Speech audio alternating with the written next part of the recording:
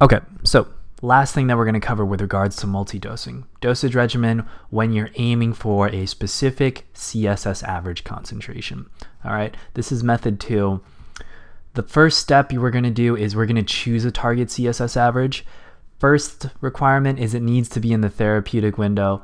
Second thing, aim for something that's on the lower side of the therapeutic window. So a concentration that's closer to the MEC than the MTC. In general, this target CSS average is going to be given to you in the problem, okay? So it's going to be given to you on the problem, and then you need to design a dosing regimen in order to get as close as possible to that CSS average. Step 2, we're not going to talk too much about it. It's your tau max, exact same process as with method 1. Step 3. Step 3 is where things are going to be different. So at step 3, what's going on is you want to find the dosing rate. Now there's an equation given to you on your equations sheet that says CSS average equals SFD over tau divided by clearance.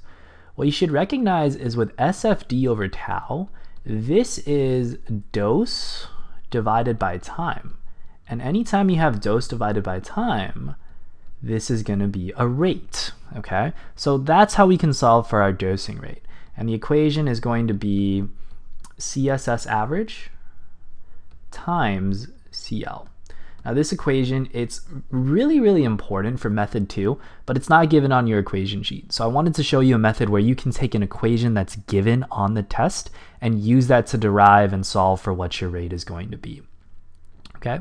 Step 4, you're going to choose a dose based upon the tau that you choose. So we're going to take the rate from step 3, and when you multiply the rate times the tau that you choose, okay, so rate times time, that's going to give you your dose. Okay, that's the dose that you want to use. And then once you have that dose, okay, it's most likely not going to correspond exactly with the doses you have available.